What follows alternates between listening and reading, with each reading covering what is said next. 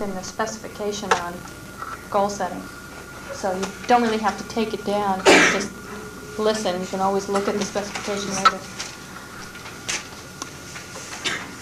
The fifth is eliminating possibilities that are not consistent with the larger purpose or aim, and then choosing the best among the remaining alternatives. Eliminating possibilities that are not consistent with the larger purpose, and then selecting the best. Now, what will be best will depend on you as a unique individual with your own imminent view of the future and your own particular environmental interactions.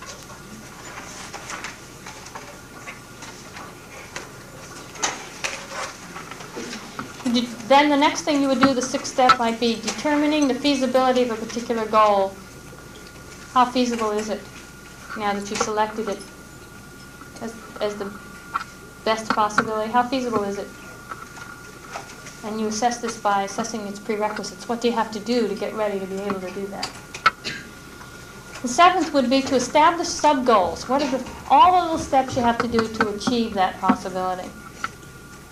And you integrate them into a coherent pattern. This might mean you temporally organize them. What will I do first? What will I do second? What will I do third? Or it might be that you conceptually organize it in the sense that in order to be able to take this workshop on philosophical foundations of education, I really better know something about what philosophy is. The eighth step would be committing oneself to the goal and a specific plan of action. And that means that you have to assign some priorities to it and not do other things which conflict with it or would undermine it. The ninth would be coordinating the goal with all the other goals you have to do. This goal has to do with being able to get all the report cards done, or the reports that have to be turned into parents about the child's developing competency in the classroom. Now, how do I balance that off with the fact that I'm supposed to leave in 2 days to go to a workshop? Now, how am I going to get that done? So you have to balance off that goal with all the other things that you have ongoing. And then the last step, the 10th and probably most important, is to initiate some course of action so that you can accomplish it, or try to accomplish it.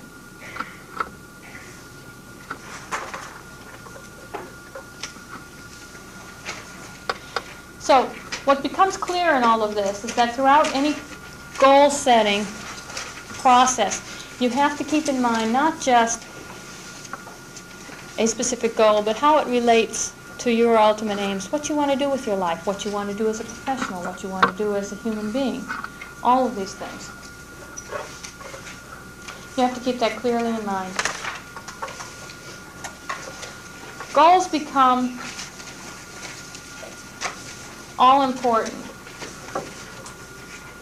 And if we want to talk about some of the educational implications for some of these things, how would we begin attending to it? You could set up learning experiences to help children become very competent in going through the whole goal-setting process, not globally. Okay, children, decide what you're going to do now. Instead, take it piece by piece, like every one of these 10 things, and have children work on it to develop competence in doing all of those things, which means you encourage fantasy when it's appropriate, and always help children to differentiate fantasy from reality. Because sometimes children come to think that they can create reality by fantasizing enough, and so have their little pets that sit by the chair, and you have to be very careful not to step on them. One of the things, implications for education, is that we should try, in working with young children, or even with children with learning disabilities, to make the goals very definitely related to their developmental level. They should be specific. They should help them. In other words, they should not say, well, I want to be a good reader. If that truly is how they feel, that's more of an ideal. Now you have to help them to work out specific goals that they could work toward to be able to do that well, you might help them to learn to differentiate the sub-goals in that process, which might mean I have to learn all the sounds of the two-syllable, the prefixes and suffixes or something. I have to know what they say or what they mean and those kinds of things. So I have to help children get them down to specifics. Linda, when you were talking about success and failure, were you equating or negative feedback? Or could you equate failure with negative feedback? Failure and in general, could you equate failure with negative feedback? See, I don't see. And the reason I'm asking is because I have a question with how do you prepare if a child never has a chance to experience failure or negative feedback? How do you prepare him to deal with that if it should come up? Maybe it's just in I find it hard to see how someone might never have encountered failure. There are some children, however, who always consistently set their goals very, very low so that they will be sure and be able to achieve it. As a result, they don't feel very much investment in it. So the research shows that these kids don't, they have such a strong fear of failure that what they do is they set their goals really low so that they can succeed. And so as a result, things that they set for themselves, they might not. But it's hard for me to believe that children, in everything that they do, that they would always succeed. Now, a child can succeed at a task. He might be making definite, now what I mean by success is making some progress in the sense that he is obviously more proficient or more competent than he was before doing a similar kind of task in some small way. It doesn't have to be something huge, and yet that might not be satisfying to the teacher, to the parent, or whatever. It's not a recognition that there has been movement toward a higher level of integration. There's a recognition on the part of the teacher or the parent or even the kid that he hasn't moved enough, and therefore it constitutes a negative kind of feedback. You are still not getting the OU sound. Ow. Why don't you know that? I mean, we've gone over it so many times. Instead of being able to see that the child is making progress toward beginning to form that integration. I think one of our problems is that children are doing well and they are progressing. They're going at a slower rate, but our goal is not their goal. In the sense, sometimes we have set an expectation that is too high, and so we consider it a failure, give the child negative feedback when in effect he has been moving up. There are times when children haven't been. Maybe it's not their goal, maybe they're incapable, maybe they don't want to, and we come down on them very hard. But there are times when it's legitimate, and not saying that you're not doing well, but merely that it didn't work, did it? We put the red and the yellow together and we didn't get orange, did we? Or you didn't get orange. Let's look at why we didn't get orange, or why you didn't get orange. That is a kind of negative feedback. It didn't work, you didn't get orange. He knows it perceptually. He got this red color, but it isn't orange, and not what he thought was orange. So that's a kind of feedback, and then you give him feedback, which is not negative, but merely is a cue to him that it didn't work, and let's find out why it didn't work. I think maybe another way of looking at Barbara's saying. You take a parent or a teacher, let's take a parent, who observes the behavior and accepts the behavior that the youngster is presenting, what is, and simply accepts everything that the child presents. Okay. As compared to the parent who is always pointing out what the child is doing and what the child should be doing or ought to be doing. What you get in that situation is the youngster with a great deal of confidence, but no confidence. I think what Barbara was talking about is the parent who accepts essentially everything that the youngster does, and they get a lot of confidence, but no confidence. And these are the ones that usually end up with very short-term goals. They're rather impulsive, avoidance of pain and seeking of immediate pleasure. And that's a very different ball game that we're playing here. We have neurotics where our problem is to get monkeys off their back, to make them lessen their goals, and the other is really to have them set some long-term goals. Yeah. And these are, I think, the two classifications That's of a kids good that we point. have here. That's very good. I'm not sure if that's what you were getting at or whether I was getting at what you were getting at either, but it's a good point. I'm not sure what I was getting at. I'm going further confused. There's a lot of research. There's a lot of research out there in terms of level of aspiration. I want a break when I finish Will. It's going to be my will. It's my goal. No, because I want us to go into small group activity, so I will move along, but I do want to just cite where we can find some more information on this. There's a lot of research done on level of aspiration, and it has to do with my aspirations for the kid, the adult to the child, and then the child's for the child. And they talk a great deal, it's approached in an extrinsic way. But the truth of the matter is that you have to do a little of both. In the sense, you've got to help a child to stretch his limits, as George was saying, that you don't want to always accept everything he does. You want him to expect greater and greater things of himself all the time. Otherwise, you've got a kid walking in who thinks he knows everything and doesn't. You know, it's not reality-based. And there are ways to handle that, which I'd like to talk with you about that. And the other is that it's the child who is constantly being pushed up faster and faster and has great anxieties about not producing and great fears about failing and being threatened and everything else. Do you want to say anything? That answers my question more than anything else so far, what you just said. Okay. Talk to me after on the break. Okay.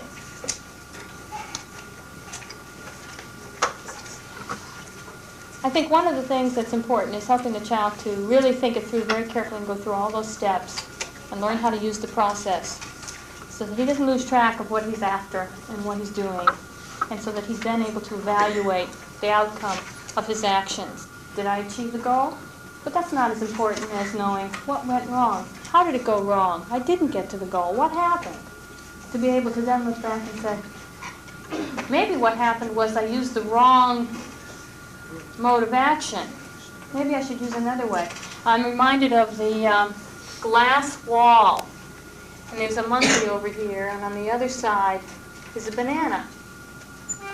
Well, the monkey would come running up to the wall and try to jump over it and couldn't because it was too high. Kept doing that, kept doing that, kept doing that.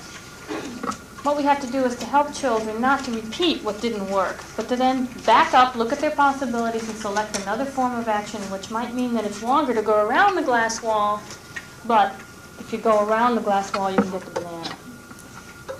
That may be the differentiator between man and monkeys. We understand how to go around.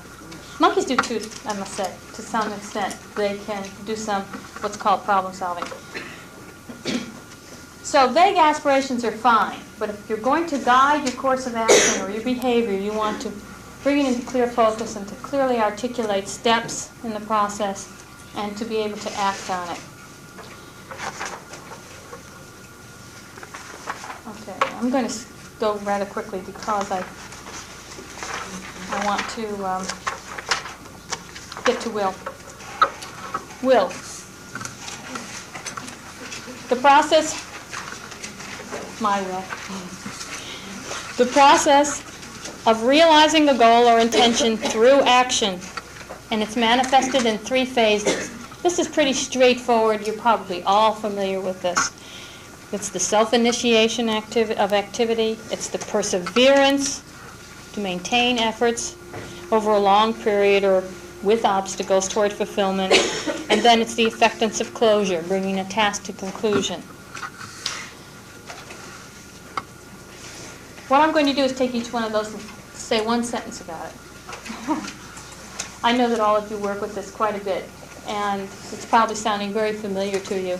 It would be wonderful if you would take each one of these specifications and go through it and really begin to see how some of these things could be directly approached in a learning situation with kids.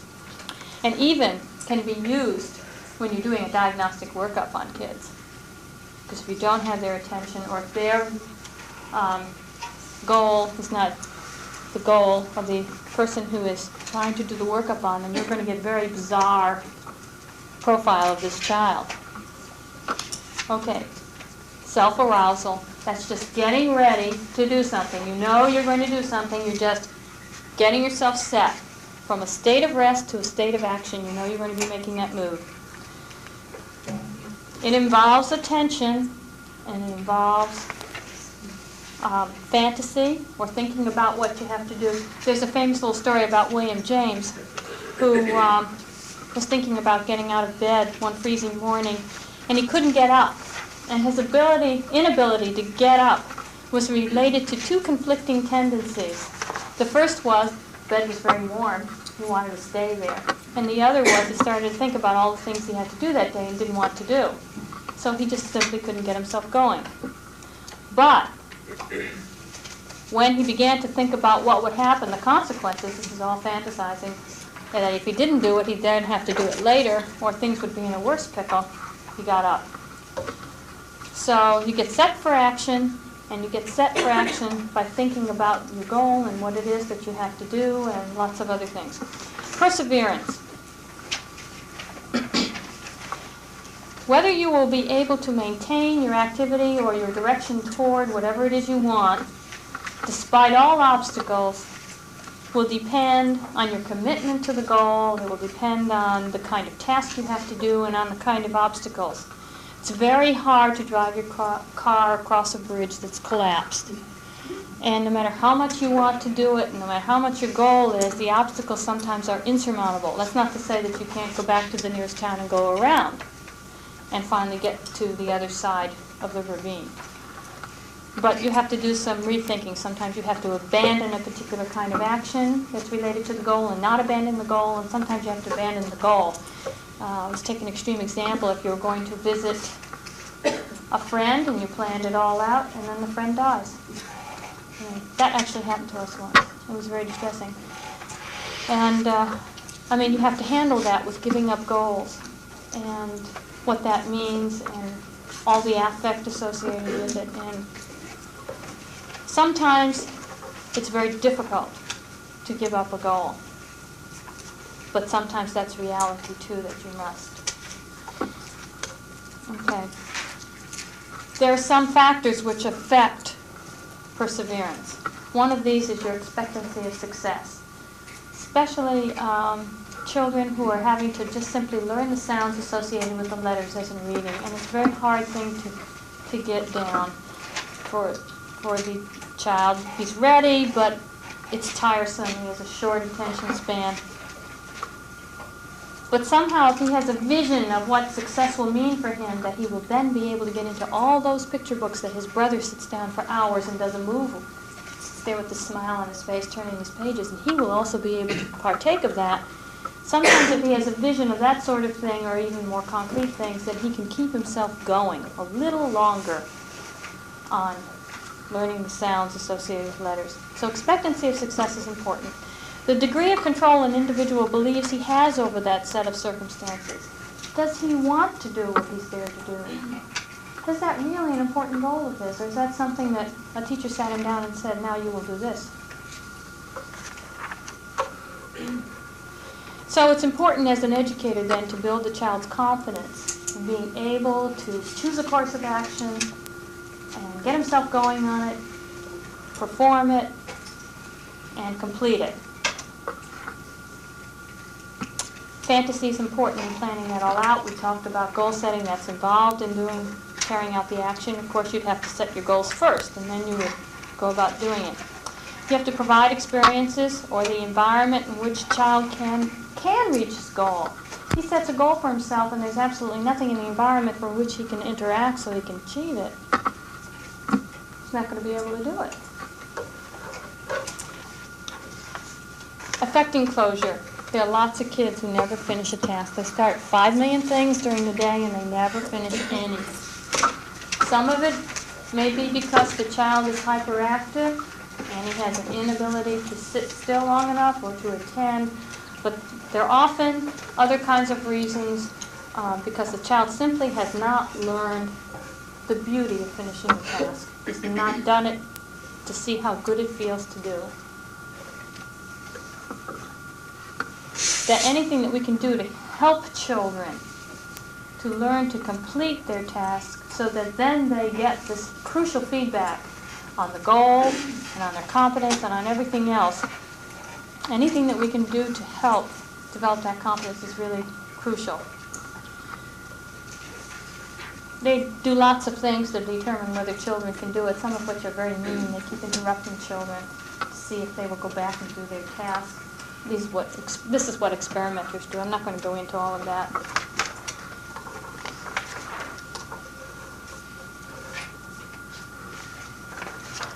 We are out of time, so I'm just going to summarize. And then I'll talk about what the small group task will be and about break and stuff like that. Volition has been overlooked in the scientific study of human behavior, but for the Anisa-Model, we give it a crucial role. Volition is the capacity to form ultimate aims, which are translated into operable goals and intentions and are expressed in some form of action. There are the three main processes of volition are attention, goal setting, and will. And each are progressively more actualized expressions of purpose. For goal setting, you need attention. For will, you need to have set your goals and outlined a course of action.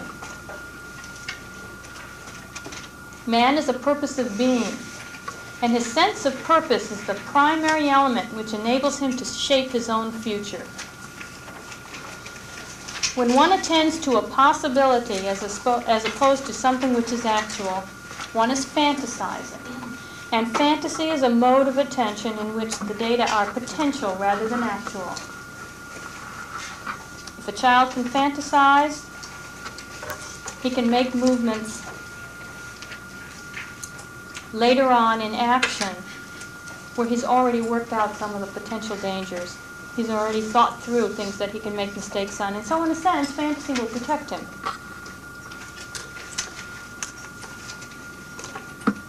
We should recognize its role. It's really a good way to protect children to work things through. The cumulative tradition of actualized potentialities, whatever you've got inside you, constitutes your immanence. And that is your basis of personal identity as of this moment. And it explains the means by which the past participates in the creation of the present and transmits itself into the future. It's that whole transcendence thing I talked about many times earlier today. The ability to move forward rests on the child's ability or the adult's ability to transcend the present. Purpose and will, including goal setting and attention. The basis of this transcendence represents at once the fulfillment of the present by going beyond it, and in essence, that is the creative advance into novelty. Now, what we're going to do on break is break up into small groups. What I'd like you to do is take till 1/4 for your snack. Then take your snack with you to your group and work in your group. Is your goal becoming my goal? Till 25 up. Then we'll come back here and we'll have interaction about what the group worked on. I know it doesn't give us a whole lot of time. We'll have to be very competent in really finishing our snack at 1/4, coming back, going into your groups and finishing by 25 up, and then we will interact. Now, if you would please start counting off through 6. We'll go all the way across the front row, and then this way, and then this way, and that way, and that way. 1, 2, 3, 4, 6, 1, 2, 3, 4, 5, 6, 1, 2, 3, 4, 5, 6, 4, 5, 1, 2, 3, 4, 5. 6, 1, 2, 3, 4, 5, 6. 1, 2, Great. 5, 6, 1, 2, 3, 4, 6, 1. True. 3, 4, 5, 6, 1, 2. Okay, great. Now, groups 1 through 4, if you will stop right here, Paul will hand you something. Groups 5 and 6, anyone with a 5 or a 6, meet me over here, and I will give you something. And it's your task. And Where are they going to meet? In this across the You can use both the rooms over there and back in here. I think it's pretty straightforward. Anyone who has... Do we have a reporter? You could do it there or come on up here, but you should stand up. I could do it here just fine. All right. I can sum it up by saying we failed to achieve effectiveness of closure.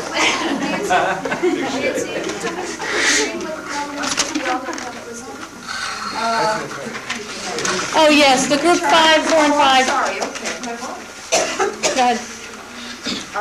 Charge. As a group, list as many ways as you can think of or have time for that volitional incompetencies in real goal-setting attention interfere with developing competencies in any or all of the processes in the psychological potentiality assigned to their group. And to our group was assigned psychomotor competence. Did everybody understand that? I was trying to get after here. No, it's probably very confusing.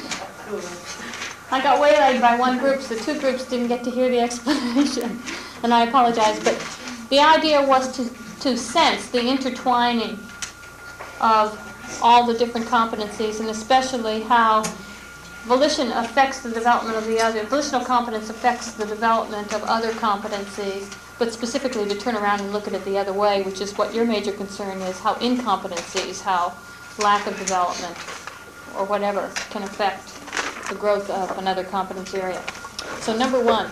We spent a lot of time talking about George's dancing. We decided that he shouldn't. But he just didn't set goals for himself.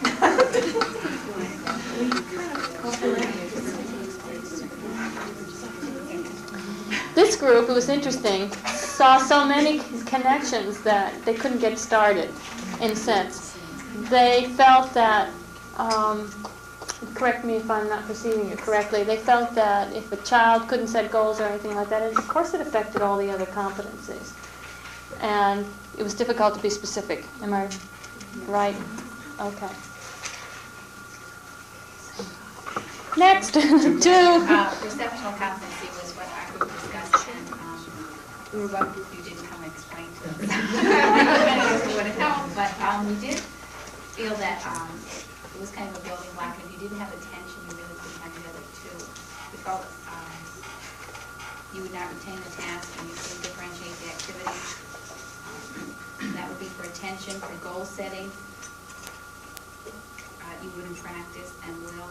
You wanted to do something else, or you started it and wouldn't finish it, and you didn't have any stick-to-itiveness. I don't know if we're on the right. That's fine, but it's also applied to any psychological potentiality. I can see where it's difficult to be specific. All right.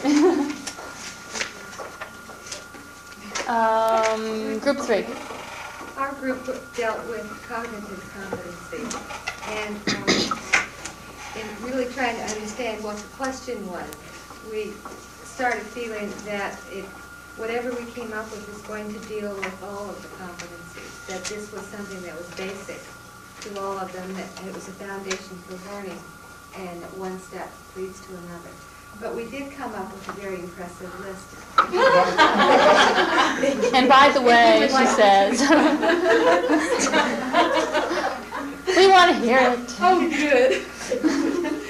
Deprived environment, poor nutrition, limited intelligence, peer pressure. What leads to those things?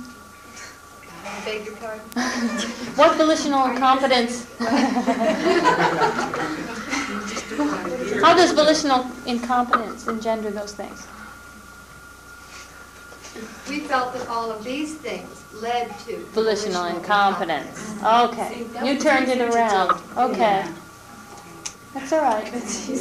That's with the way we designed the questions. Go ahead.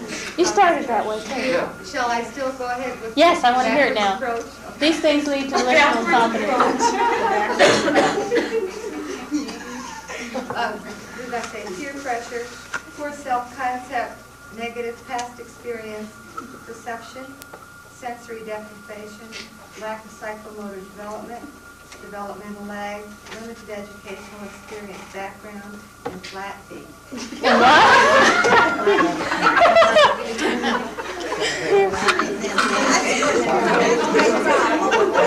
How come you don't have acne or warts in there? It's too bad you left those out. There is no direction, I suppose the way the words come out, that implies a direction that volitional competence has to give rise to these other incompetencies, give rise to incompetencies in other areas. But it's intertwined and there is no direction intended. But it doesn't matter where you start, it's how these things interact with one another. Let's see, 1, 2, 3, 4? Was that 4? 3, 4? 4 went home. We've changed captainship here. We went around. Personship.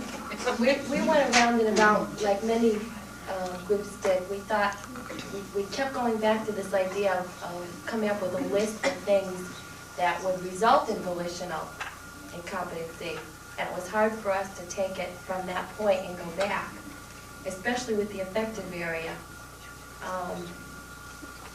We came up with a parallel. It's not a complete black and white parallel, but what seemed to make sense to us is this. The evaluative processes seem to line up with the attention of the will. In other words, you couldn't go on if you weren't first focusing. Attention of the purpose? Focusing purpose? The attention under the category of volitional competency. In other words, first you'd have to be able to say, this is what I feel. You have to be able to acknowledge it before you could do anything about it. And that seemed to line up with the first 3 processes under volitional. The next area, goal setting, seemed to line up with the regulative processes. That's interesting. And the Oh, it's just a different way of will, looking at it. which is a further degree, a more complicated degree, seemed to line up with the empathetic processes. And the other areas, the other thing that we were able to draw a parallel with was differentiate. We could parallel with evaluative, integrate, we paralleled with regulative, and generalize, we paralleled with empathetic. Not that Empathic, yeah. whatever. It's all right. Not that they're all, I'm going to crisscrossing all the time, but we had to be able to come up with a structure Yeah. for us to deal with messages. That's very interesting, because I have not really thought of it that way, but it's possible to draw parallels among many of those things. All right. But I would like to just... You speak right.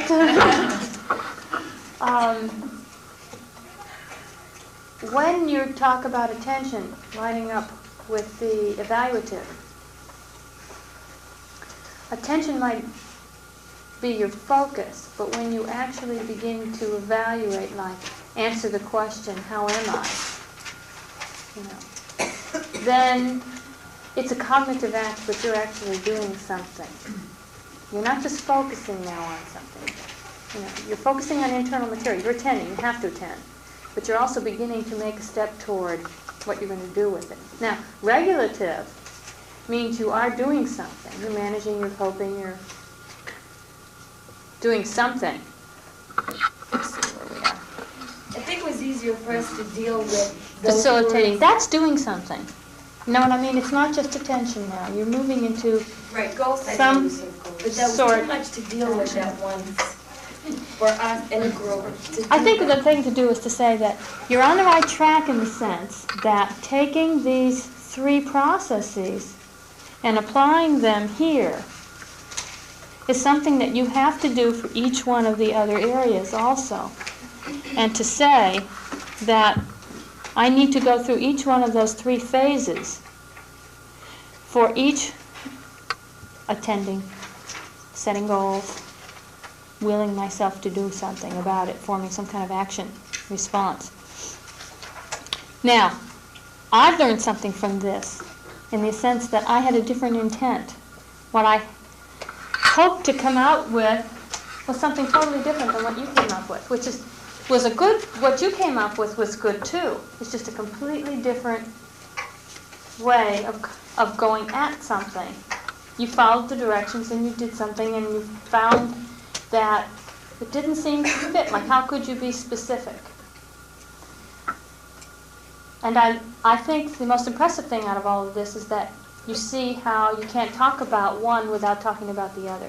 If you sage 2 of volition, in terms of the incompetencies interfering with growth and development of perceptual competence, you're going to have to sage 2 of psychomotor and of cognitive and of affective.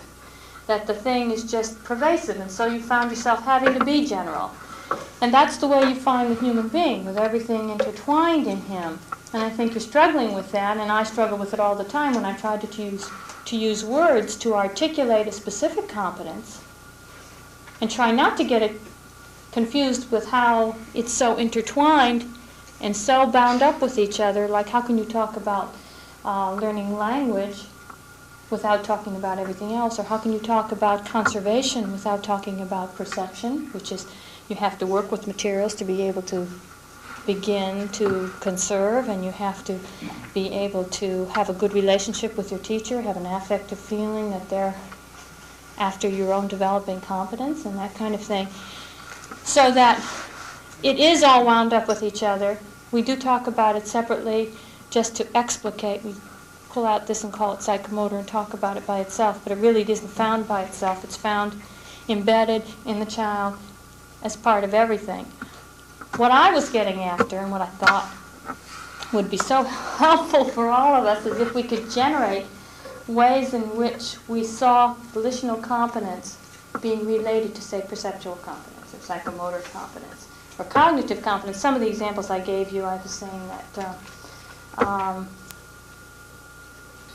in terms of affective, that if we didn't use our sense of purpose to organize the negative emotions around those things that we should avoid and the positive emotions about those things which enhance our viability, then we were in trouble.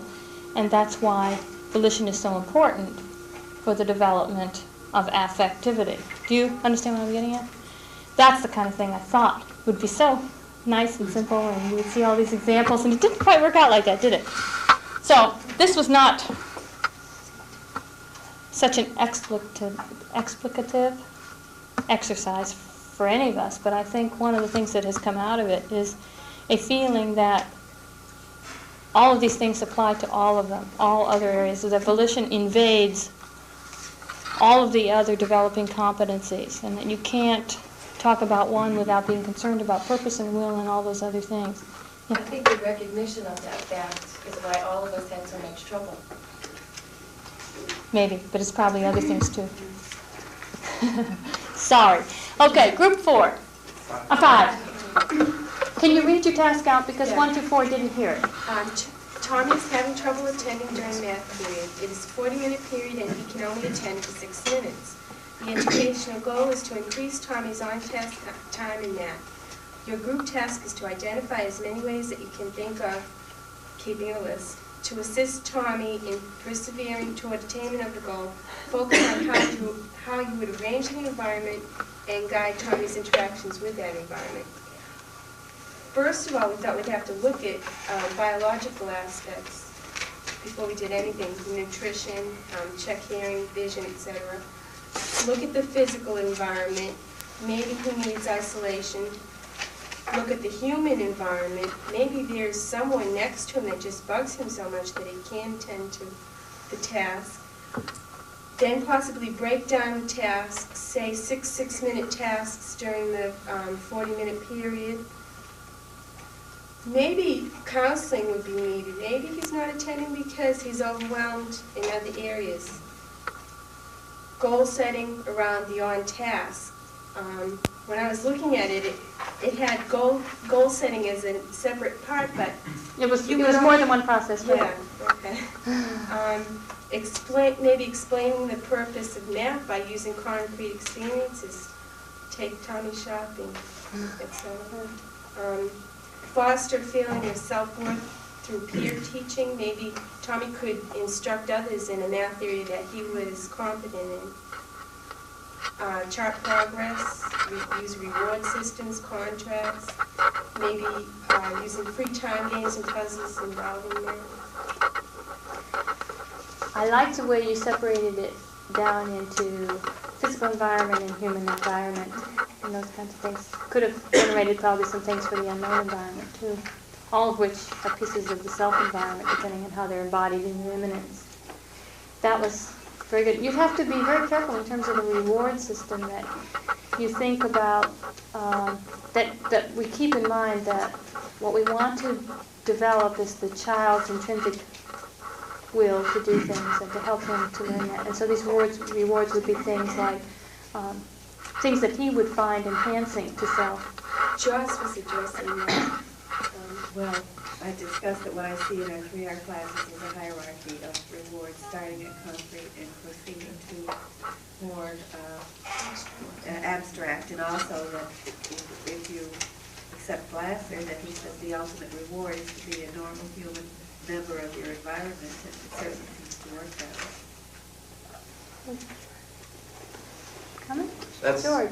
back to our volitional incompetence. That's one of the big issues that we have in our 3R model, which is based upon the learning theory, where the locus of control is external, where we then set up a series of short-term goals, which we then extrinsically reward, putting the locus of control outside. The big difference, and I think that's what you were talking about from the reactive model of physics, which is what the Skinnerian approach is. And this approach is so different because you start with the assumption that the youngster has subjective aim and he has the ability to goal set, which is more congenial to where we are with Glasser. But when in this model, you start with that in terms of how you relate to the subject. You do not relate to the subject as an object. You assume his subjective aim and you start there in the ranging environments, and then you may reward his initiative, his will, and reward that, not the task. But it's a very, very different approach from what we have been doing, and we need to spend some more time on rethinking our model, and this is key to it. And to be more explicit about it. Yeah. But I have a sense that that's what you were talking about anyway, and not all I was doing is trying to call attention to the fact that we shouldn't construe it as that we're setting up things and we're shaping the child to our way of being. Last group. 30 seconds. No. No, take as long as you need. No, I'll stop. 25. Okay, the question. You have a child in your class who's an isolate. Everything he says indicates he wants his peers to play with him. He is 6 years old. The child's goal is to gain peer acceptance, but all his behaviors drive the other children away. He has difficulty sharing, won't cooperate, yells at children, thumps others, etc. In group tasks, list all the ways you have time for that you can arrange an environment and guide the child's interactions with the environment so he can develop skills that will help him to achieve his goal of peer acceptance. Okay, number one. I had a hard time figuring out if it really was a child's goal to do this or if the kid thought it was a teacher's goal. Because all the behaviors that the kid does indicates there's a problem. He doesn't really want to interact. So it's possible it is a child's goal, but it's also possible the kid thinks that this should be his goal because the teacher wants it for him. So I was a little fuzzy on that issue. Okay, that wasn't my intent, but it's fine for you to have read it that way. That's what the behaviors indicated to me, though. Okay? Sometimes children want things but don't know how to go about it. But it doesn't matter how you interpret it as long as you respond on that basis. So. Okay, somebody said you medicate the hell out of a kid. Okay, several options that I think are somewhat viable. Talk to other students on the slide to try to get them to understand the student's problem and to deal with it more effectively. Another thing is peer tutoring on a one-to-one basis. I think peer tutoring is one of the most successful things you can do if you have children who are at that level and can deal with it. So have a student who can sit down and work with this particular student, or vice versa, have a problem student working with another student to try to gain some kind of camaraderie and positive rapport with each other. Plan an activity that this student is good at so he can be like in charge, so other students can like look up to him and say, hey, you know, he's not all that bad. You know, I respect him for these issues. Reinforces positive involvement. If you're talking about something like a powwow or a group discussion, I'm not really that familiar with 6-year-old kids, and somebody in the group said probably can't do it, but I'm going to throw it out for the class to give me some feedback. If you could sit down and talk to the people in the class and say, this is John's problem, what do you think you can do to help him? Or even throw it out to him. I don't know if you can do that with a 6-year-old or not. Sure. You can? Sure, absolutely. Okay. Ha-ha, everybody in the group. Okay. Moving on, since I'm getting killed for the thing. No, you won't get killed. I'll get killed. Don't kill me, you said it. Okay, involve the parents from the standpoint, find out how the student does at home, if this is typical behavior at home, and if it isn't typical, maybe there's a problem between the school and the home to the child. Also, set up some kind of reinforcement schedule, so when the student does X, Y, or Z, he will be reinforced at home also. Another option, and I think this is a very viable thing also, is sit down and talk to the kid to see how he perceives things, what he can possibly do to improve the interaction. Another thing is to chart his diet. There could be a problem with diet. Have the student bring something in from home that has meaning to him, like a show and tell type of thing. So if it has meaning to him, he can share with other people, and that might gain some kind of rapport. And the last type of thing I'm not all that comfortable with for a 6-year-old necessarily, but maybe talk to a guidance person or a school psychologist, whoever in the school sits down and talks to kids about problems and whatever sort. Is that your last one? Yeah. I want to talk to that last one for just a second. Okay. And I think that if you have one child like that, chances are you've got more than one. And that sometimes guidance counselors do have the skills to work with children as a group. If you take children with similar kinds of problems and put them down together, and they can sometimes work out very good ways that they can begin to approach their problems. And sometimes this is safer than doing it in front of the whole class or with the whole group, especially if they know that they all share a problem. This is the whole concept, in many cases, of group therapy. And sometimes it's nice to know that I'm not the only one with this problem, that I can get support from other people who have similar problems, and I can learn ways to work on it. I think we really have to come to closure because we have to fill out the process thing. So if you will give us 5 minutes of your time, I will be eternally grateful. Thank you. I won't see you till next year. Right. Have a nice vacation.